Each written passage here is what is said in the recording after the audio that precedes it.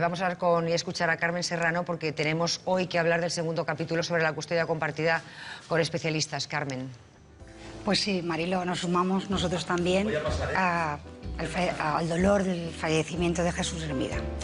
Y bueno, vamos a seguir hablando de crianza compartida, como sabes que yo quiero llamarla, y hoy desde el punto de vista más profesional.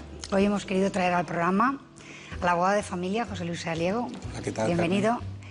Y al psicólogo y mediador familiar, Jordi Pérez y Montiel. Hola, buenos días. Muchísimas gracias a los dos por estar aquí. A ti.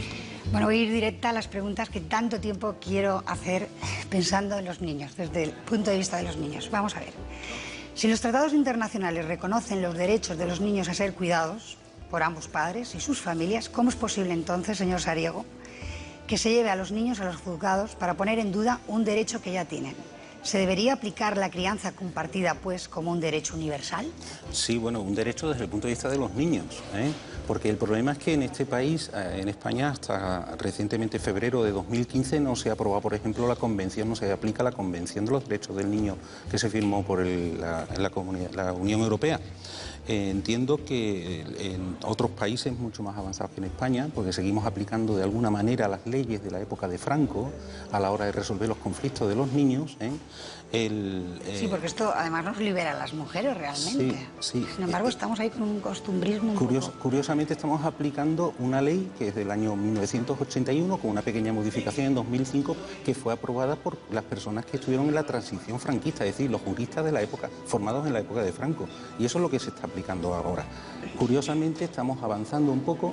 La interpretación, hay jueces bastante progresistas, hay jueces que tienen una visión de futuro y tienen una visión de la realidad social, que están aplicando la crianza compartida de los niños como un derecho de los niños y también como una herramienta muy eficaz para liberar a las mujeres de esa carga. Sí, yo, por ejemplo, si no, no podría estar hoy aquí trabajando.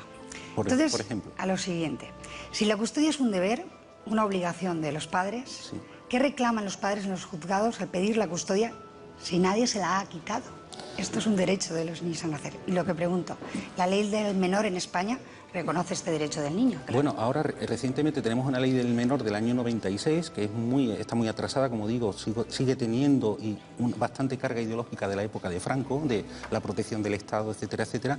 Y ahora tenemos la suerte de que en nuestro Parlamento se está elaborando una reforma de la ley de protección de la infancia que Perdón, señor Saliego, pero hoy en día España reconoce este derecho del menor a ser criado. No, en ninguna ley se reconoce, por ejemplo, el derecho a la crianza compartida de los niños a favor de los niños. Estamos intentando introducirlo en la ley de protección de menores, este derecho. ¿Y a quién hay que reclamar esto? Porque evidentemente esto parece que estemos haciendo leyes siempre pensando en los adultos, no en el menor. Por supuesto, porque mira, ya en el año 2005 se introdujo el artículo 68 del Código Civil que lo establece como una obligación de los padres el compartir el cuidado y la atención de los hijos. Pero sin embargo nunca se ha reflejado ese derecho, la obligación de los padres que recoge el Código Civil en temas de divorcio, no los recoge en la ley de protección del menor, y es lo que estamos intentando hacer. ¿Qué países sabemos? Yo sé que, por ejemplo, los países nórdicos, Colombia, reconocen estos derechos. Sí, hay países latinoamericanos que nos han adelantado en este tipo de iniciativas. Los niños tienen más derechos en determinados países latinoamericanos, sobre todo sobre el papel, y también los países nórdicos, Bélgica, Alemania, Francia, casi todos los países de nuestro entorno tienen leyes de protección de menores donde reconocen que los niños tienen derecho a la crianza compartida por los ambos contextos familiares. Gracias. Aquí todavía no, estamos bastante atrasaditos.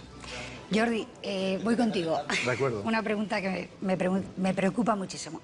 ¿En qué situación llegan los niños de padres separados a sus gabinetes?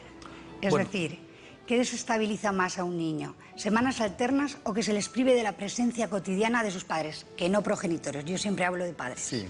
A ver, mira, lo primero que yo diría es que los niños no llegan, sino que los traen. Ya. Y los traen aquellas personas que son incapaces de gestionar una nueva forma de relación familiar y entienden que los niños tienen que ir al psicólogo o tienen que ir a un profesional. Y esto lo que es el síntoma de una incapacidad. Y esta incapacidad viene, ¿por qué? Todas las tradiciones en nuestra cultura abogan a favor de construcción de la familia, los noviazgos, las bodas, los casamientos, las felicitaciones, los apoyos de la familia, pero cuando se produce el divorcio es una escampada. Perdona un momento, Es una Jordi, tormenta. también puede ser falta de empatía por parte nuestra, ¿no?, de los adultos, que muchos no hemos vivido una separación de nuestros padres y no nos ponemos en el lugar de lo duro que es esto para los niños. Estoy absolutamente de acuerdo. No es que solo sea una falta de empatía, es una falta de tener un trayecto, tener un itinerario que nos permita o que les permita a las personas que están en este proceso poder definir qué es lo que puede pasar y también a quién pueden recurrir. Cuando traen a un niño al psicólogo, es una declaración de decir, tenemos un síntoma y este síntoma es este niño que está sufriendo y nosotros no sabemos qué hacer con él. Yo entiendo que algo que es necesario trabajar es igual Mucho. Es que sabes qué pasa.